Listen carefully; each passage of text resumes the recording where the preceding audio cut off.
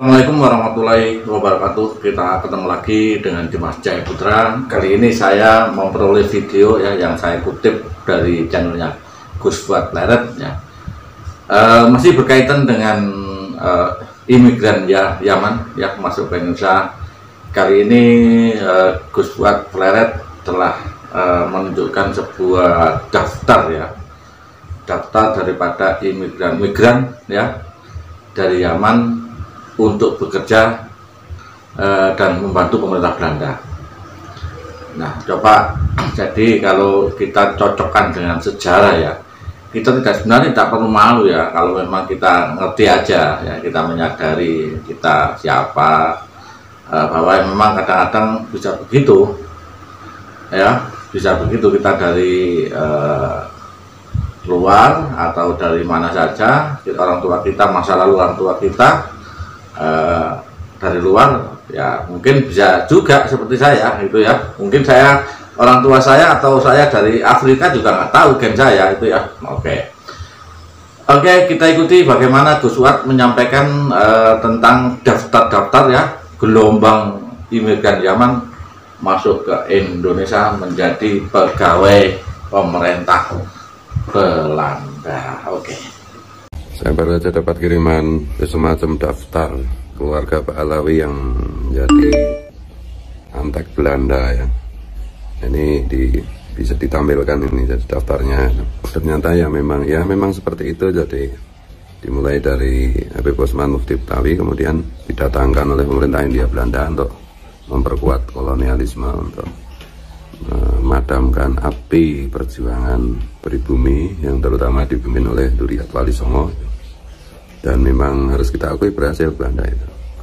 Jadi Mufti Betawi itu fix adalah antek Belanda, didatangkan Belanda, orang luar, orang Yaman, negeri kere, didatangkan ke Indonesia, ke Hindia Belanda dulu istilahnya, untuk tugasnya memadamkan api perjuangan pribumi yang dipimpin oleh para Duriat Wali Songo khususnya.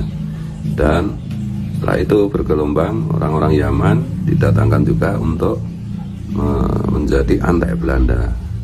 Nah, ini daftarnya bisa kita lihat, sumbernya juga di situ tertulis gitu. Dan tentu saja sebagai sebuah data sejarah itu boleh saja diperdebatkan, tapi ya kalau yang mendebati ya harus ahli sejarah, nanti ahli adu data gitu. Tuh, mari kita perhatikan ini beberapa contoh daftar keluarga Pak Alawi yang menjadi antek penjajahan Belanda terhadap kita.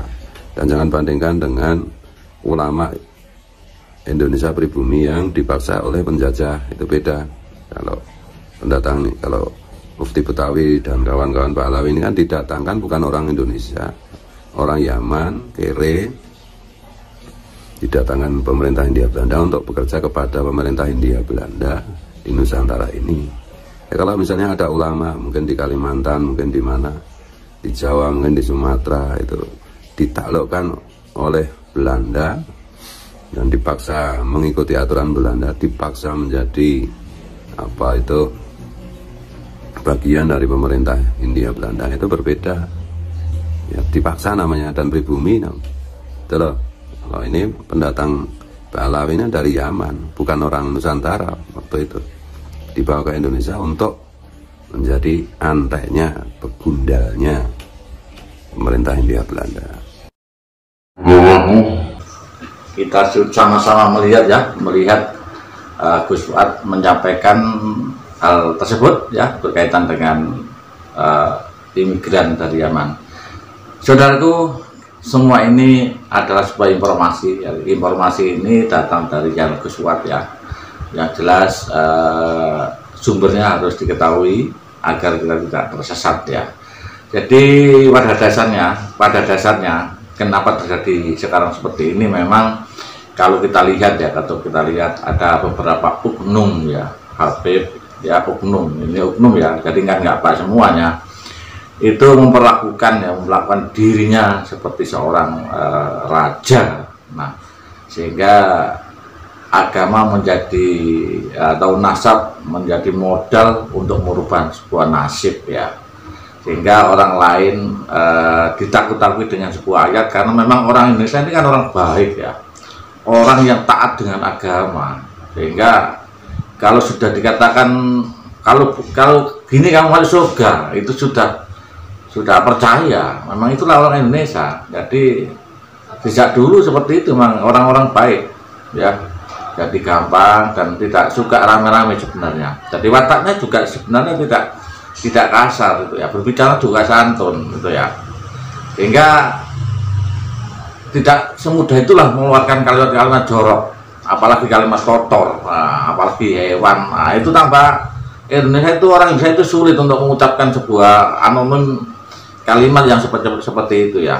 Jadi itulah sumber di Indonesia itu kenapa terjadi gonjang-ganjing para oknum habaib itu, karena apa? Karena dari mulutnya inilah ya mengakibatkan. Karena apa? Secara logikanya begini logikanya, ketika ada orang itu oknum ya, itu keturunan Nabi Muhammad SAW, mestinya kan sebagai suri tauladan ya. Apa ketika turunan Nabi pasti sering kita sebutkan bahwa Nabi Muhammad adalah suri tauladan yang harus kita ikuti. Nah kemudian kalau ada keturunan Nabi kemudian tidak sesuai dengan apa yang disampaikan Nabi, lah kita akan meragukan ya, mau keturunan Nabi aja seperti itu, apa betul? Nah inilah asal muasal sehingga orang Bumi atau orang Indonesia asli itu mempunyai ketidakpercayaan itu karena sifat ya, karena sifat dan akhlak aja. Semuanya wallahu alam, dan itu Allah yang tahu. Saya kira itu. Terima kasih. Kita tetap harus waspada, kita harus kompak ya, jangan terpecah belah, kita ambil hikmahnya. Assalamualaikum warahmatullahi wabarakatuh. Salam NKRI, harga mati.